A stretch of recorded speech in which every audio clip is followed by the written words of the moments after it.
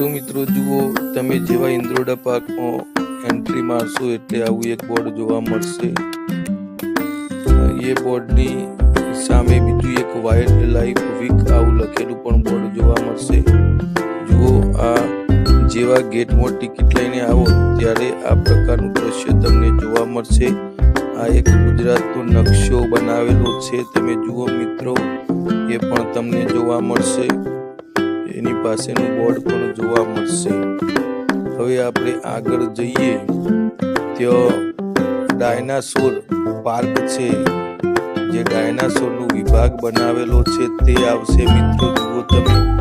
અને અહીંયા આ બોર્ડ પણ માર્યું છે, dinosaur and fossil park, dinosaur અને જીવાવશેષ ઉદ્યાન ગીર ફાઉન્ડેશન, ડાયનાસોર અને જીવાવશેષ ઉદ્યાન એવું અહીંયા બોર્ડ પણ મારેલું છે, તમે જોઈ શકશો મિત્રો. તો ટિકિટ બારીથી તમે આવો એટલે તરત જ પ્રથમ આ પાર્ક આવે છે, ડાયનાસોર પાર્ક. અહીંયા બોર્ડ પણ મારેલું છે બેટી. અને આગળ એક જવાનો રસ્તો છે પ્રાણી સંગ્રહાલયમાં. આ જુઓ મિત્રો, ડાયનાસોર પાર્કમાં પ્રવેશવા માટેનો આ પ્રથમ ગેટ. વેલકમ મિત્રો, સ્વાગત છે અમારી યુટ્યુબ ચેનલમાં. આજે આપણે આવ્યા છીએ ગાંધીનગર જિલ્લાની અંદર આવેલો ઇન્દ્રોડા પાર્ક જોવા માટે. તો મિત્રો, પાછળ તમે જોઈ શકો છો ઇન્દ્રોડા જે પાર્ક છે તેમાં પ્રવેશ કરવા માટે આ પ્રકારે આકૃતિ તમે જોઈ શકો છો. તો મિત્રો, અંદર જઈને તમને બતાવીએ કે કેવા પ્રકારનો પાર્ક છે. તો મિત્રો, વિડીયોના અંત સુધી બન્યા રહેજો. જુઓ મિત્રો, ડાયનાસોર પાર્કમાં તમે એન્ટ્રી મારશો એટલે આ પ્રકારનું દ્રશ્ય તમને જોવા મળશે. જુઓ, આ પથ્થર પર લખાણ છે, બાજુ ડાબી બાજુએ અને આ જમણી બાજુએ પણ એક આવું બોર્ડ તમને જોવા મળશે, તમે વાંચી શકો છો. આ ગુજરાતના જીવાવશેષોનું એક બોર્ડ જોવા મળશે, બાજુમાં ડાયનાસોર વિશેનું પણ એક બોર્ડ. જુઓ મિત્રો, આપણે આવ્યા છીએ ઇન્દ્રોડા પાર્કની અંદર, જેમાં આપણે ગેટથી આવ્યા. એક ગેટ હતો ડાયનાસોરનો વિભાગ. તો ડાયનાસોરનો જે વિભાગ હતો એની અંદર પેસ્તાની સાથે જ આ પ્રકારે એક ડાયનાસોરનું તમે જોઈ શકો છો. આ ઇમેજ બનાવેલી છે અહીંયા, અને નીચે તેના જે ફોસિલ્સ છે, તેના જે અવશેષો છે તેના વિશે લખાણ લખેલું છે. તો આ પ્રકારે ઇન્દ્રોડા પાર્કમાં ડાયનાસોર વિભાગ છે મિત્રો, એ વિભાગની આપણે વાત કરી રહ્યા છીએ. તો આગળ પણ તમને બતાવીએ કે ડાયનાસોરમાં કેવી કેવી પ્રકારની મૂર્તિઓ બનાવેલી છે અને કયા પ્રકારના ડાયનાસોરના અવશેષો અહીંયા લખેલા છે, એ વિગતે આપણે માહિતી મેળવીશું. તો મિત્રો, ચાલો આગળ આપણે તમને બતાવીએ. તો હવે આપણે જોઈએ ડાયનાસોર વિભાગની અંદર કેવા પ્રકારનો નજારો છે. મિત્રો, ઐતિહાસિક તો નથી, પરંતુ આ બાળકો માટે બહુ આનંદદાયક એક બગીચો કહી શકાય. તો મિત્રો, આ પ્રકારનો રસ્તો તમને મળી રહેશે જ્યારે તમે આવો ઇન્દ્રોડા પાર્કમાં. તો તમે જુઓ, આજુબાજુ બધો જ નજારો લીલોતરી વાળો છે મિત્રો. આ પ્રકારનો રસ્તો છે અને આ રસ્તામાં આપણે ધીરે ધીરે ચાલવાનું છે. અને અહીંયા ઠંડક પણ ખૂબ સરસ છે, કારણ કે બધા જ અહીંયા વૃક્ષો લીલોતરી ખૂબ પ્રમાણમાં છે. ઓક્સિજનનું પણ કદાચ પ્રમાણ ખૂબ સરસ હશે. તો મિત્રો, આ રીતે ડાયનાસોર વિભાગની અંદર આવતી વખતે આ પ્રકારનો રસ્તો છે. તો આ પ્રકારે અમુક જગ્યાએ થોડો તડકો લાગે છે, પણ આ પ્રકારે રસ્તો છે. હવે આપણે પહોંચ્યા છીએ મિત્રો ડાયનાસોરની એ પ્રતિમાઓ જોવા માટે. જુઓ મિત્રો, કેવા પ્રકારની પ્રતિમાઓ મૂકેલી છે ડાયનાસોરની, એ તમને અમે બતાવીએ. તો મિત્રો, આવો અમારી સાથે. મિત્રો, આ એક પાર્ક છે. અહીંયા આપણે કોઈ પણ પ્રકારનું નુકસાન ન કરવું જોઈએ અને શાંતિથી આ ડાયનાસોરનો નિહાળવો જોઈએ કે કેવા પ્રકારની ઇમેજ અહીંયા બનાવેલી છે. તમે જુઓ, એક સરસ મજાની ડાયનાસોરની આકૃતિ છે. જુઓ મિત્રો, તો આખું જ આ ડાયનાસોર તમને દેખાય છે. આ ઓરિજિનલ નથી, આ એક મૂર્તિ કહી શકાય, એક પ્રકારે બનાવેલું છે કે આ પ્રકારે ડાયનાસોર હતા, બરાબર છે. તો એ તમે જોઈ શકો છો. આ છે ઇન્દ્રોડા પાર્કનો ડાયનાસોર વિભાગ. અહીંયા લખેલું છે, તમે જુઓ, એલોસરોસ સ્ટેગોસોરસ. આ એના જે નામ હતા એ વખતે એ લખેલા છે. અહીંયા એના વિશે માહિતી પણ લખેલી છે, તમે જુઓ મિત્રો, સરસ મજાની માહિતી પણ છે. તો આ છે. ચાલો હવે આગળ જઈને બતાવીએ કે કેવા પ્રકારનો આ ડાયનાસોર પાર્ક છે અને હજુ કઈ કઈ વસ્તુ આપણે જોવાની બાકી છે. મિત્રો ડાયનાસોરના વિભાગમાં આપણે આગળ વધીએ તો આ પ્રકારનું લોકેશન આવે છે. આ પ્રકારનું અહીંયા બાંધકામ જુઓ તમે, પેલો કાચબો હોય ને ઉપરની પીઠ હોય એ પ્રકારે બનાવવામાં આવ્યું છે. સામે પણ એક મોટું જ ડાયનાસોર જોવા મળે છે. આપણે ત્યાં જઈને મિત્રો હવે જોઈએ કે ડાયનાસોર કેવું છે અને કયા પ્રકારનું છે. જુઓ અહીંયા ઉંદર બતાવવામાં આવ્યા છે ને એમનું કંઈક વૈજ્ઞાનિક નામ લખેલું છે, પ્રારંભિક સસ્તન જલામડાલિસ્ટિસ એવું લખેલું છે. આ જુઓ ઉંદર માટેની અંદર કયા પ્રકારે ઉંદર રહે છે એ પણ અહીંયા બતાવવામાં આવ્યું છે.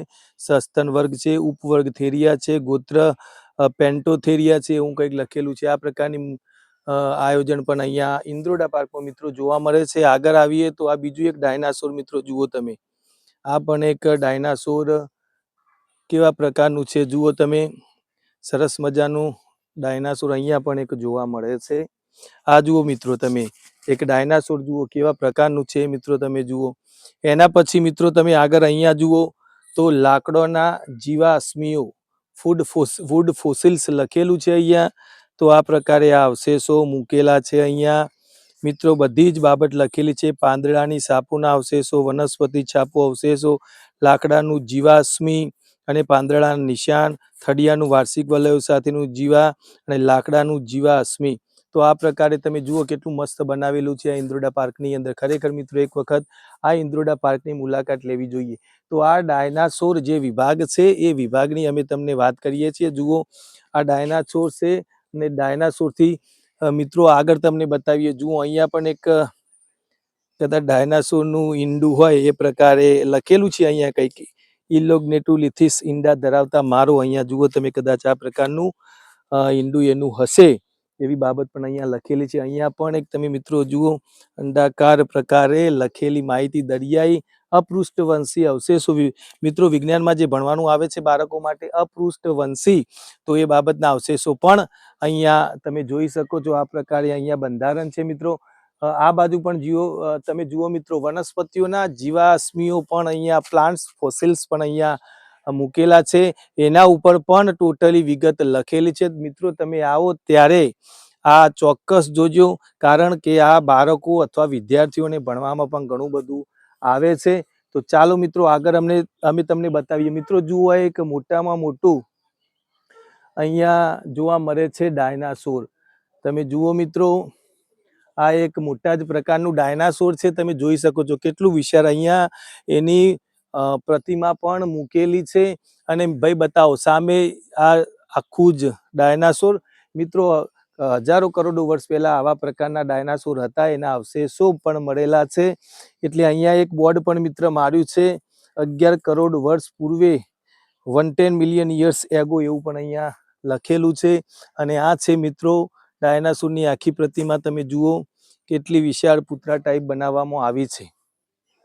આ બાજુ પણ મિત્રો ડાયનાસોરના પગલાની છાપો. મિત્રો આ જે આપણને અવશેષો મળ્યા છે એ બાબતે લખેલું છે ડાયનાસોરના પગલાની છાપો. તો મિત્રો હવે તમને આગળ જઈને પણ બતાવીએ કે કેવા પ્રકારનું ડાયનાસોરનું અહીંયા બધી બાબત આપેલી છે. અહીંયા પણ લખેલું છે ફૂટપ્રિન્ટ્સ ઓફ ડાયનાસોર્સ.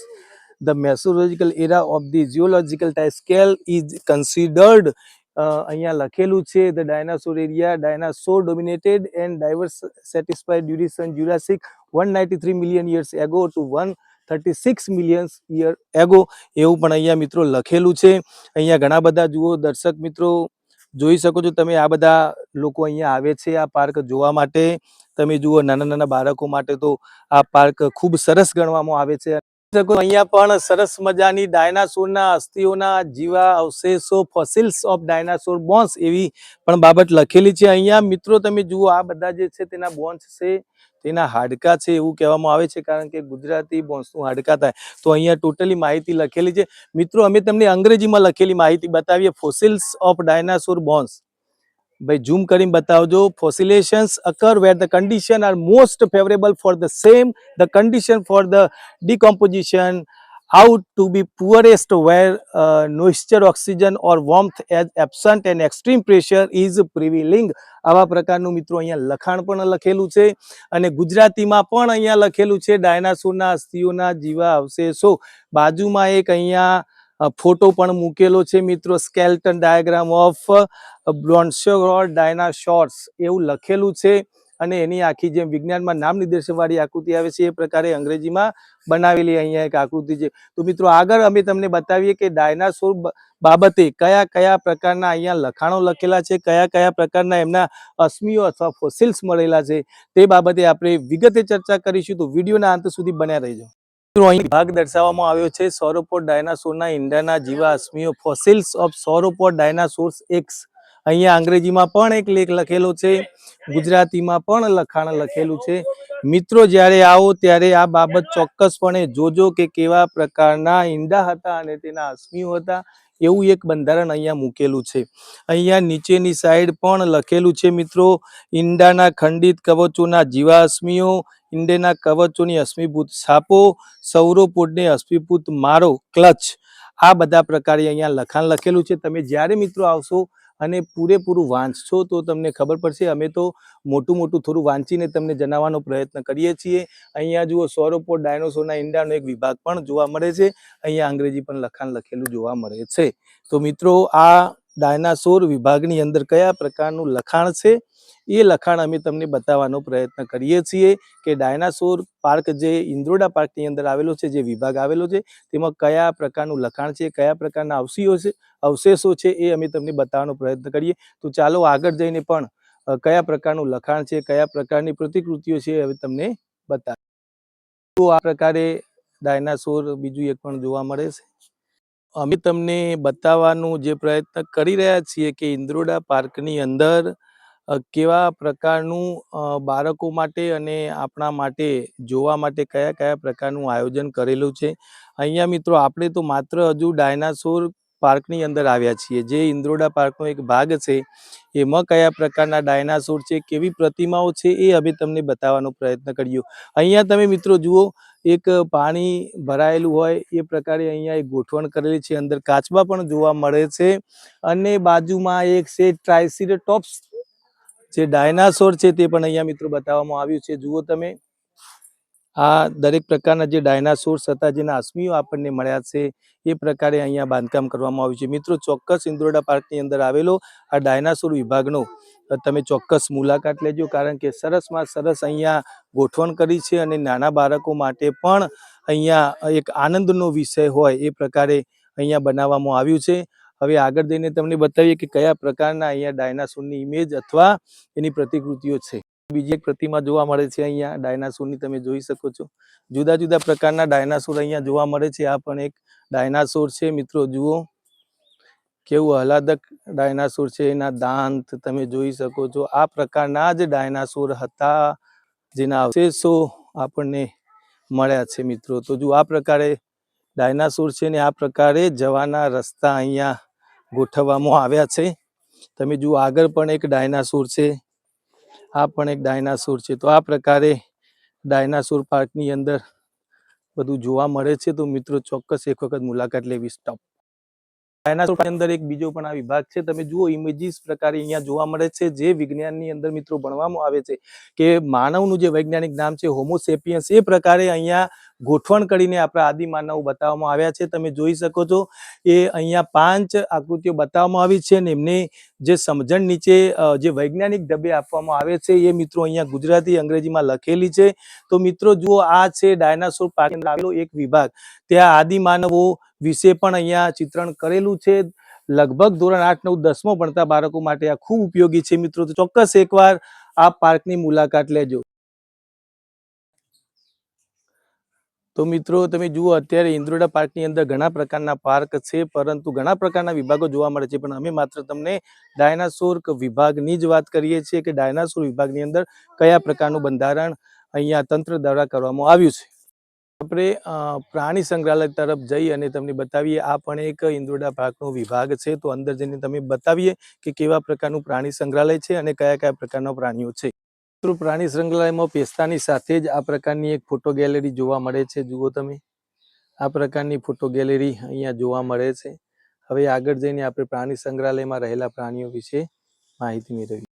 પ્રાણી સંગ્રહાલય તરફ આગળ વધીએ અને તમને બતાવીએ કે પ્રાણી સંગ્રહાલય કેવું છે. મિત્રો, આ પ્રાણી સંગ્રહાલયની અંદર સિંહની સામે ગુફા છે ને અંદર બે સિંહો જોવા મળે છે. જુઓ, આ સિંહ આની અંદર છે. તો આ સિંહનો વિભાગ છે મિત્રો. જુઓ, સામે બે સિંહ છે. ઝૂમ કરો ભાઈ. બે સિંહ છે, એક જટાદાર અને એક બીજો સિંહણ કદાચ હોઈ શકે. બે પ્રકારના સિંહ છે. તો આ સિંહ અહીંયા રહે છે. તમે જુઓ, આ સિંહનો વિભાગ છે. મિત્રો, આ વાઘનો વિભાગ છે. બોર્ડ માર્યું છે સામે. જુઓ, વાઘ માટેની સગવડ અહીંયા કરવામાં આવી છે. તો અહીંયા આવો તો આ વાઘનો વિભાગ પણ જોજો. જુઓ મિત્રો, અહીંયા દીપડાનું પણ બોર્ડ મારેલું છે. આ દીપડાનો વિભાગ છે. તો આ દીપડાનો વિભાગ છે મિત્રો. એના માટે પણ સગવડ અહીંયા કરવામાં આવી છે. અહીંયા દીપડો રહેતો હશે, કદાચ અંદર હશે, હાલ દેખાતો નથી. આ જુદા જુદા પક્ષીઓ પણ મિત્રો અહીંયા જોવા મળે છે. આ જુદા જુદા પોપટ છે. જો કે આપણે પક્ષી વિભાગમાં તો હજુ ગયા નથી, પણ આ પક્ષીઓનો એક વિભાગ છે મિત્રો. તમે જોઈ શકો છો, સુંદર મજાના પક્ષી માટેનું આયોજન છે.